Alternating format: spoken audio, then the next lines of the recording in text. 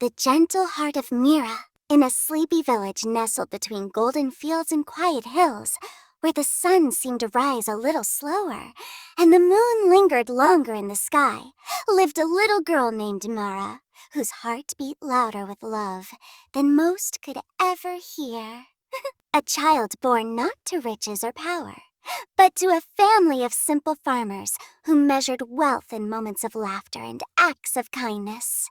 Meera was no taller than a bundle of wheat, and no stronger than a clay pot, yet within her lived a soul vast as the sky, and from the youngest age she understood Ikia. Truth the world often forgot, that even the smallest hand, when outstretched in kindness, could move mountains of pain, and that even a whisper of love could drown out the loudest cries of despair. Her mornings began before the birds stirred, not with complaints, but with quiet joy as she helped her mother fetch water from the well, her fingers raw from lifting buckets, yet her smile ever gentle, for she believed each drop drawn was a blessing meant to be shared. And when her chores were done, she would run barefoot through winding village paths, pausing only to share her simple lunch of rice and lentils with stray dogs and cows that roamed the dusty roads, patting their heads and calling them by names only.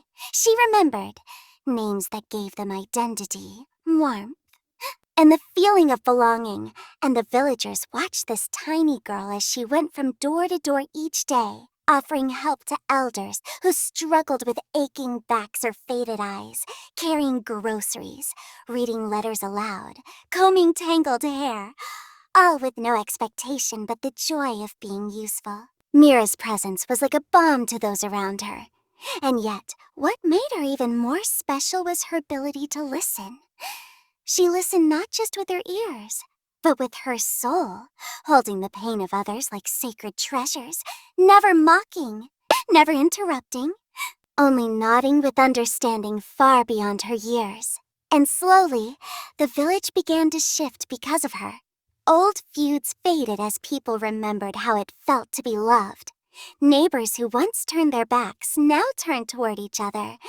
And even children began copying Meera, offering their candy, their toys, their laughter, until it seemed the entire village beat with one gentle rhythm. But time, as it always does, brought trials, and one summer, the skies grew dark with a storm unlike any before, a monsoon that refused to rest, sending winds that howled like wolves and rain that smashed down like falling rocks, collapsing rooftops, flooding granaries, turning homes to rubble and hearts to fear. And amidst the chaos, while adults panicked and children cried, there stood Meera in her torn dress and muddy feet, her arms outstretched not in surrender but in strength, her voice rising not in fear but in calm leadership, guiding younger children to shelter beneath the temple's strong stone walls, urging frightened parents to gather food and dry clothes, encouraging all to come together, not to mourn, but to act, not to blame, but to build. Her small frame darted from house to house, checking on the injured, comforting the grieving, handing out the little food she had saved, and all the while whispering the same line, again and again. We are not alone when we stand together. A line that carried it like a sacred chant through the broken village, lifting spirits, stirring courage, and soon people followed her. Not as a leader forced upon them, but as one they trusted instinctively, for Meera led not from above, but from beside, always among them, never ahead. And so the cleanup began, not with machines or government trucks, but with bare hands and hopeful hearts, patching walls with mud and laughter, planting seeds in waterlogged fields, weaving mats and rebuilding broken swings for the children. And in this unity, something beautiful was born, a village stronger than it had ever been, bound not by proximity, but by shared love.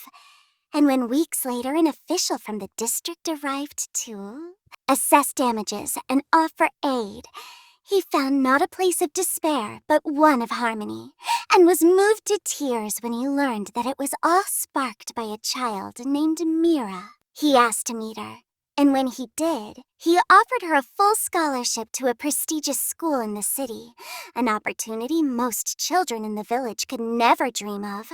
But Meera, in her quiet way, asked, "Can my friends come too?" And when told only one could go, she said, "Then teach me here, where I can still help others." A statement that stunned even the sternest bureaucrats. And after much discussion, they agreed not only to build a school in the village, but to train the local teachers with better resources and pay.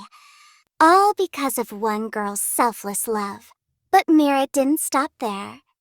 She helped design the schoolyard so it would include gardens for growing food and corners for reading under the trees. And she made sure that no child ever felt less than another, making it a place not of competition, but of collaboration, where the brightest student taught the slowest, and success was measured not in scores, but in smiles. Years passed, and Meera grew older, but never hardened. Her hands grew calloused from work, but her voice remained soft, her eyes steady with the same compassion that first sparked a change. And by the time she was 18, she had not only helped educate hundreds of children, but had built a community kitchen, a small health center with the help of donations, and a story library under a banyan tree, where elders told tales of kindness and healing and healing. Her story spread far beyond her village, picked up by newspapers, storytellers, and visitors who came not just to see what she built, but to feel what she nurtured. And yet Meera never once claimed fame or credit, always saying, "The seed was in all of us, I only watered it with love." And in those words lay the moral that echoed across regions and into the hearts of many, that true leadership is not loud, not boastful, but rooted in empathy. That change does not require riches or force, only a willingness to care deeply and act consistently. Bubra. And that one person, even a child, can spark a revolution of the spirit. When Meera turned 25, a new storm came, not one of wind and rain, but of policy, as developers eyed her village for industrial projects, lured by land and profit. But the people stood as one, led by Meera's wisdom, reminding the world that progress must never come at the cost of people's peace, and their resistance, rooted in community and clarity, became a model for sustainable development, earning them not only protection of their land, but funding for green initiatives, making the village a symbol of how tradition and future can coexist. And though Meera was eventually offered awards, interviews, and opportunities to move abroad, she chose to stay, planting trees, mentoring girls, telling stories, living simply, her life a testament to the idea that impact is not about scale, but sincerity, and that the truest success is found not in what we achieve for ourselves, but in what we ignite in others. And so, long after Meera is gone, the village still tells her story. Not in textbooks or plaques, but in acts of kindness passed from hand to hand. In the way children greet stray dogs with names. In the way elders are honored with laughter and tea. And in the way every storm is met not with fear, but with the calm certainty that love will always rebuild what the world may try to wash away.